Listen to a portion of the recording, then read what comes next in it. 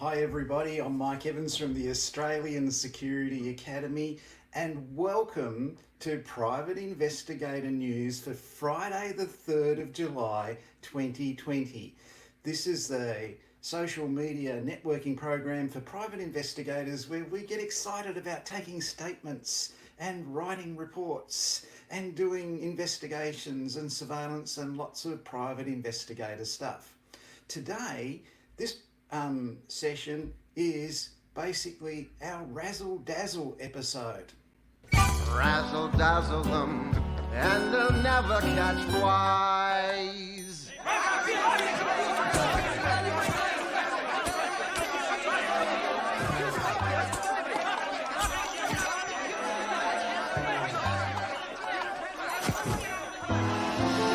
Give 'em the old razzle dazzle. Razzle dazzle them. Give. Yes, the Razzle Dazzle is from the movie Chicago. It's the second last song in that movie or stage play, however you'd like to watch it. But the Razzle Dazzle is what they call cross-examination. So if you're in the witness box in court and you get the Razzle Dazzle questioning, that's what you see Richard Gere doing in the second last song in the stage play movie Chicago, whatever. Now, the Razzle Dazzle is very common when you see it in the courtroom, and it's been called the Razzle Dazzle since about the 1850s, so it's nothing new. So if you remember earlier this week, we did a courtroom social media training session, and basically we talked about cross-examination and getting the razzle-dazzle in that. And when you watch the movie Chicago, which this week is our movie of the week, you will see that razzle-dazzle where Richard Gere turns the lady inside out about her diary entry, and he gets his client who's supposed to have murdered someone off the murder charge. So watch the movie Chicago as a licensed private investigator. Just scroll through it straight to the second last song with the Razzle Dazzle and watch the questioning afterwards. It's really, really important that you see that, especially to remind yourself just before you go to court that that's what's going to happen to you under cross-examination. I was doing some research earlier this week, and in America they call it the Razzle Dazzle questioning technique, and it's designed to take the thug's suit off and expose the inner thug in court, because they all turn up in suits when they go to court. So every country has a version of it. It's called the Razzle Dazzle, be aware of it, and it's our movie of the week, Chicago. And it's just for that one scene, just like our movie of the week last week was Erin Brockovich for scene 26. Private investigators, you should be watching these things and seeing, how they relate to you. A couple of weeks back, I did confess to you that I have a private investigator badge. Now, I didn't want you to tell anybody. Today I'm going to confess to something else, and last week our Meet the Investigator, she said, I saw you do that and I wondered what kind of drugs you were on, but I'm not on any drugs, I'm just confessing to these things. I have a criminal record. Yeah, I know that changes things dramatically, but I was very young at the time, I was only 16, and when I bought it at Allen's in Melbourne, it cost $3.99 and Molly Meldrum recommended it, and look, it is criminal. Right? I am ashamed of it. I'm sorry. I didn't mean to get it, but I'll just clear that up just in case you ever hear about that when it pops up in the future. The big news this week in investigations in Australia, it doesn't get any bigger than this. Okay, this is enormous. The Diploma of Loss Adjusting is up for its 5-year annual review, and it's about to, because of me, become the Certificate 3 in medium to large claims, with no reference to loss adjusting in it anymore. This is going to be good for the industry and for the people who used to be known as loss adjusters and for the Loss Adjusting Association. So as a consultant to the people who organise all these things, I am advising them to stop having the Diploma of Loss Adjusting. The word loss implies that someone loses something, and that's not very politically correct. So we're taking that away. Tell all your loss adjusting friends that Mike Evans said he's a consultant with PricewaterhouseCoopers on this, and let them know that this is happening. Please, you show them the link to this site and let them know that I'm taking that diploma away, and it's going to be called the Certificate 3 in Medium to Large Claims. So, made a little video about it, so let's have a look at the video.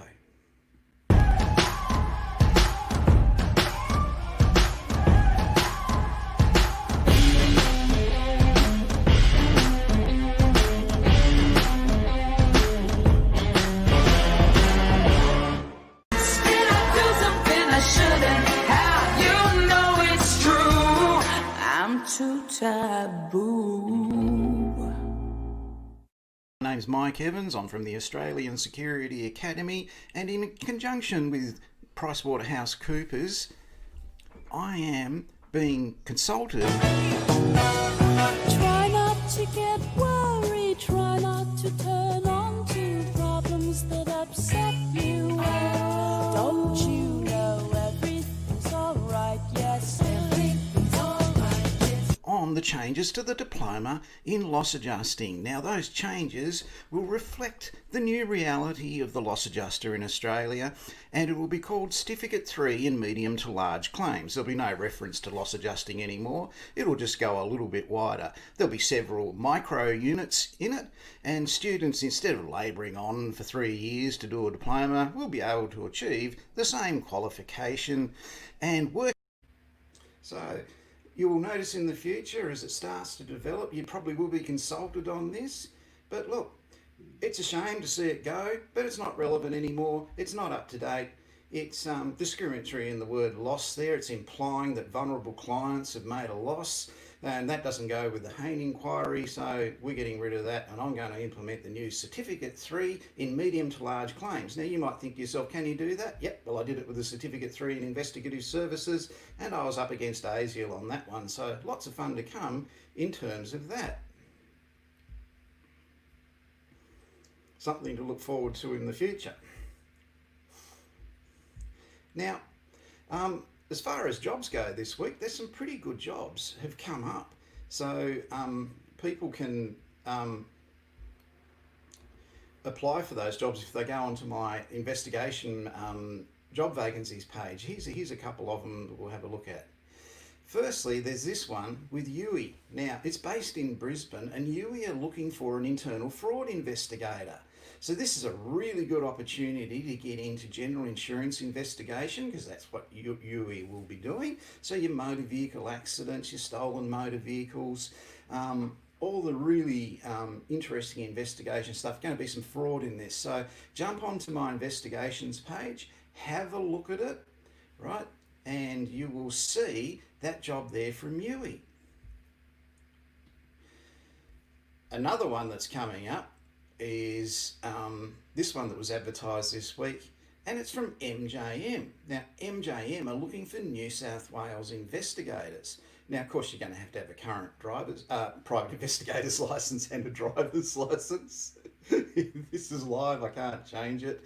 So, excuse me, I didn't mean to cough. That's live too. So, get in touch with MJM. If you just Google MJM or go and visit my private investigator job vacancy page on Facebook, you will see that job vacancy there. Our last job vacancy is for the Certificate 4 in Government Investigation Holders. This is a beauty, this one. I really like this. So what you're going to be is a fraud investigator in the Defence Force, and they want to pay you over $2,000 a week plus super to go and investigate fraud in the defence part. Now, who is going to commit fraud there?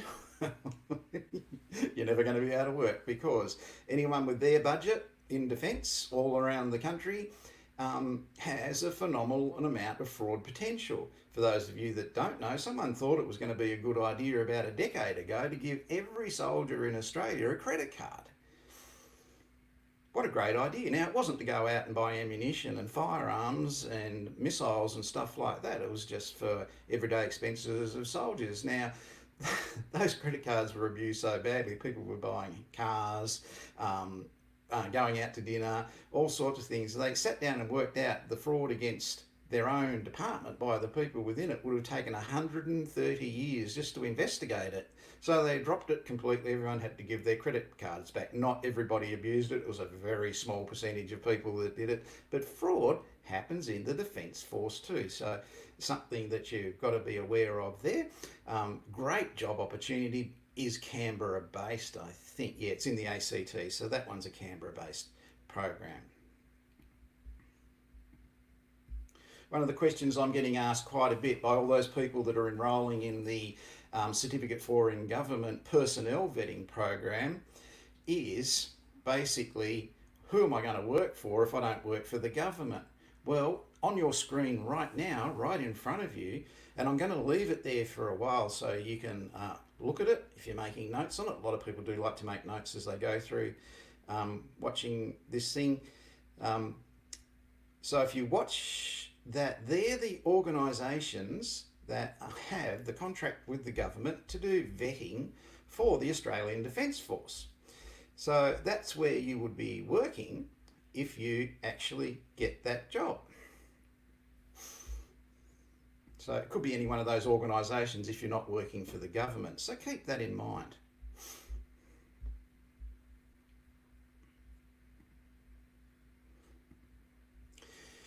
If you are working for the government, this is the web page where you see the Australian Government Security Vetting Agency. So that's where you can find that list of organisations that are approved to do the vetting for government departments. So it's always good when you go to these websites, you can see job vacancies they have there that they advertise. So keep that in mind. That is the web page that you go to, and that's the one that actually has the list of organisations that supply vetting services to them.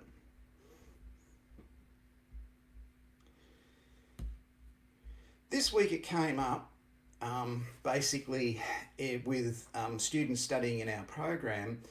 There are people out there who are difficult, could I say, difficult to interview.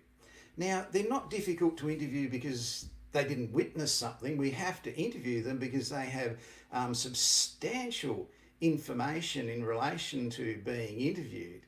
Now, those people, they might have a stutter.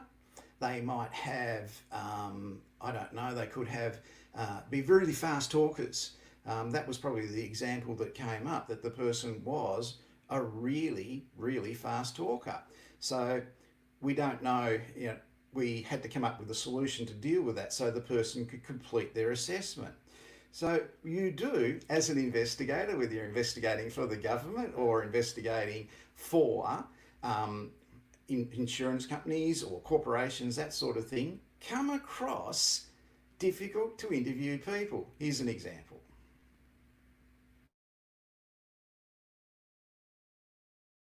And I was down to the last 2 boxes. £250,000 in one box, 10p in the other. And the banker offered me £100,000 and Noel Edmonds asked me the question, deal or no deal? Well, I wanted a deal, so I said, no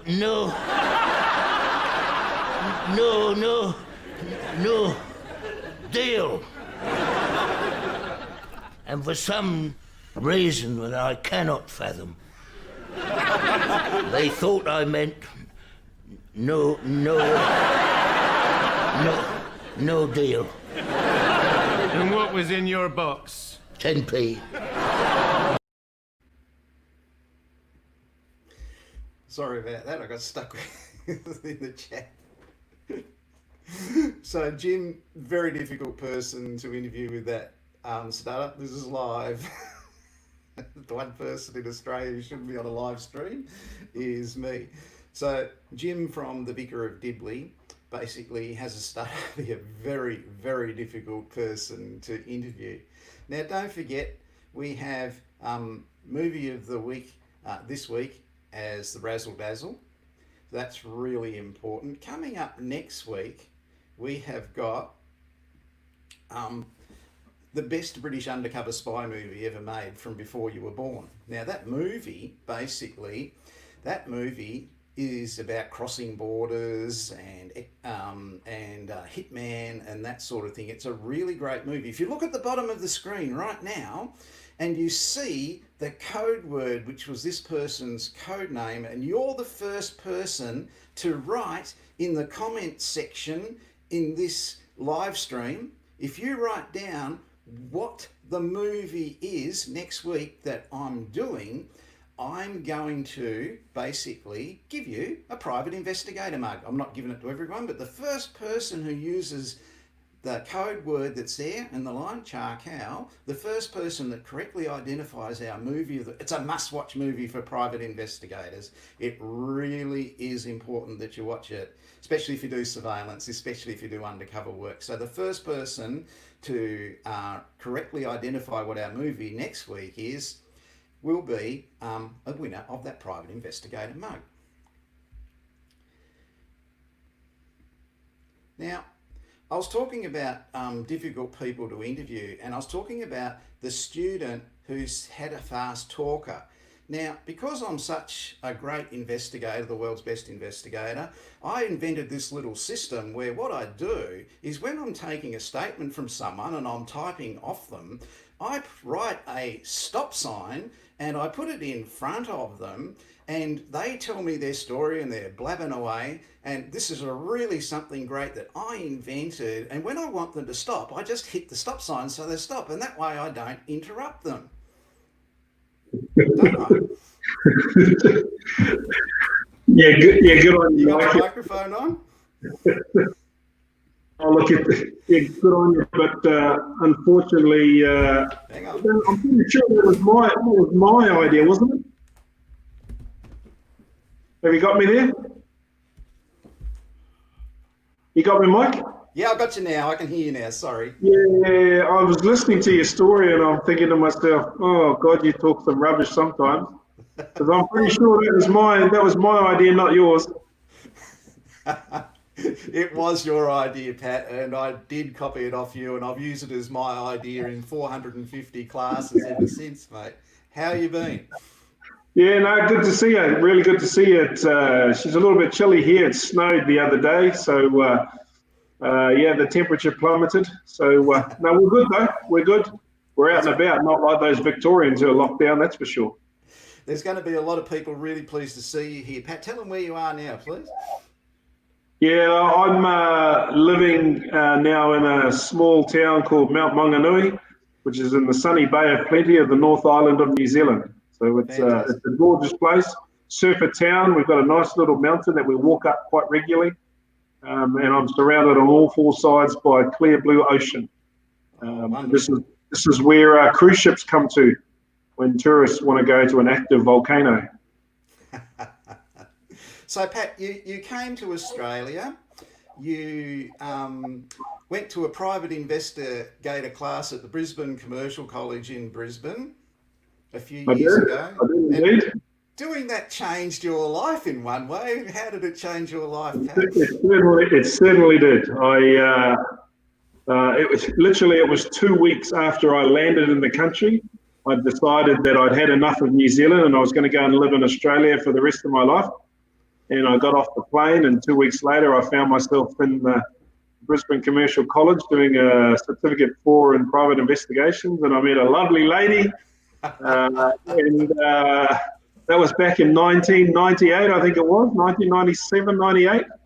And we secretly had a relationship, which suddenly blossomed, and we're still together now. We've got 2 gorgeous teenage kids, and I married her.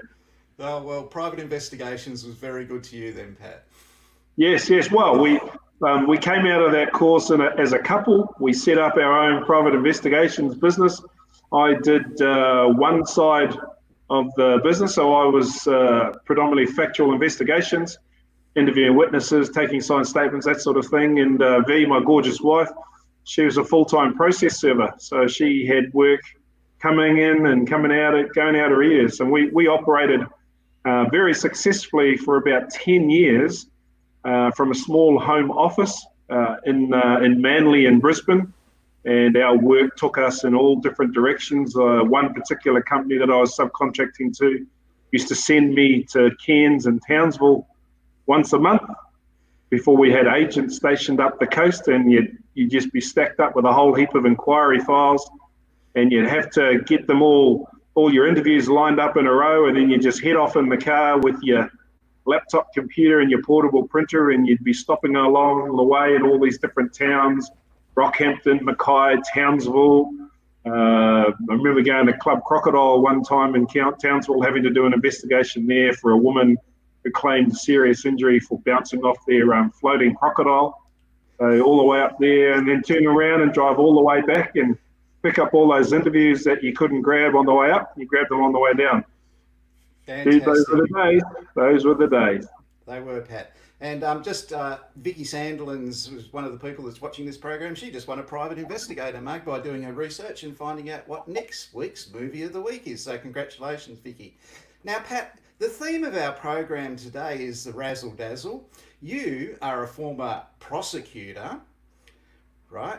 And when we say razzle dazzle, we're talking about fast questioning techniques under oath in the witness box and getting hammered by everything. And our example movie of that today was Chicago, where Richard Gere does that at the second last song in the movie. But you're a former prosecutor, Pat, and earlier this week we did a training program, a 1 hour give evidence in court and cross-examination program. As a former prosecutor, Pat, what are some of the tips that you could give our students in relation to being in the witness box and giving evidence?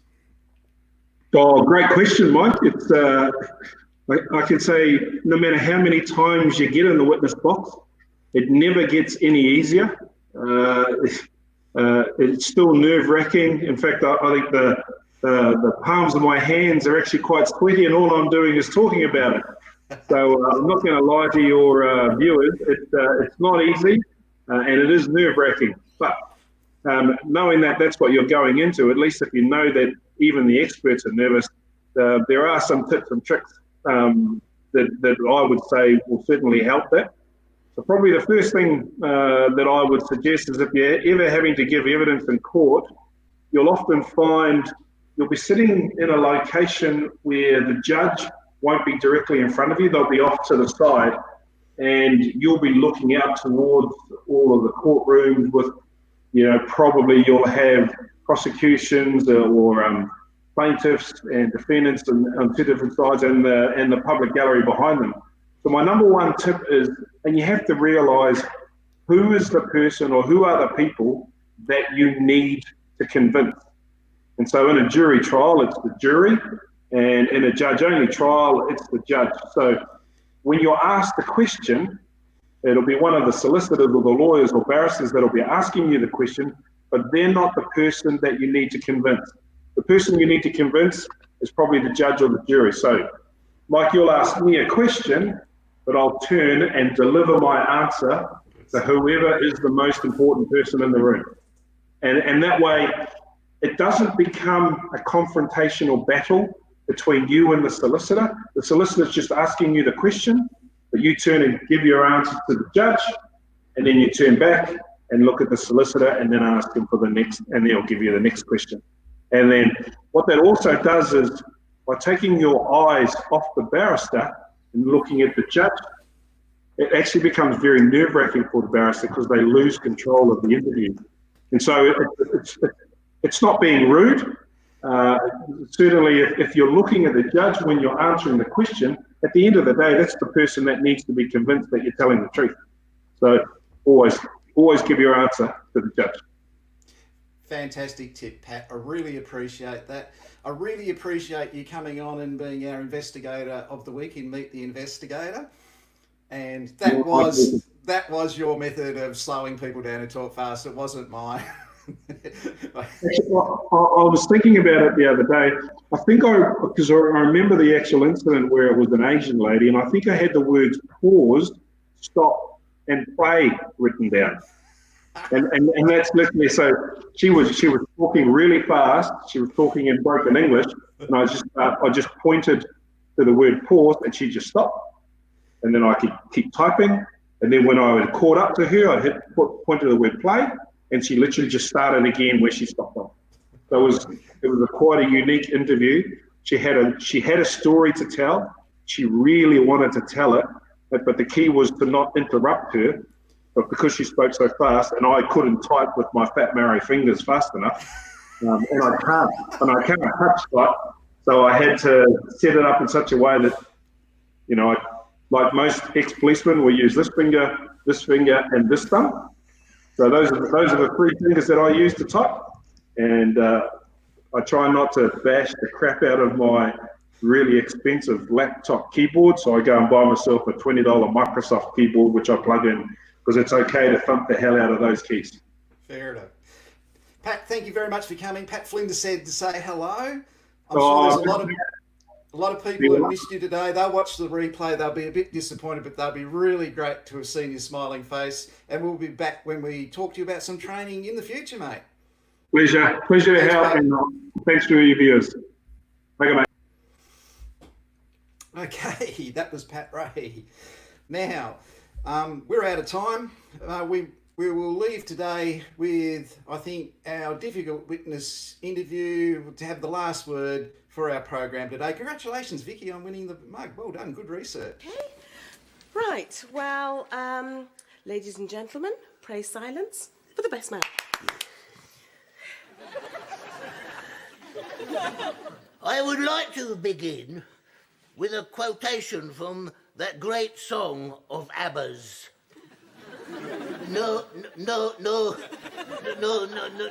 me.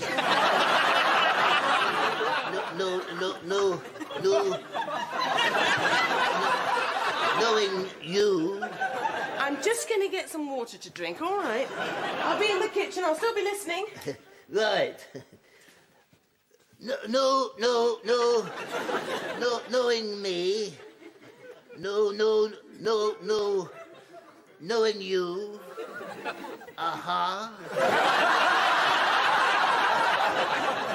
There is nothing we can do. We just have to face it this time. We are through.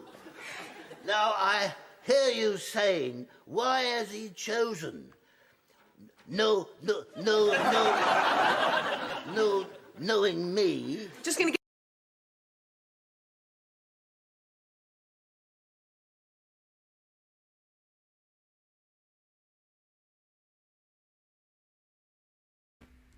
Thanks for watching, people. That was our Razzle Dazzle episode with our guest investigator, licensed private investigator, rugby referee coach, ex-police sergeant, and all-round good bloke, Pat Ray. We'll see you in next week's program, where I'll be having a lot of fun with the loss adjusting industry in Australia. I'm Mike Evans from the Australian Security Academy.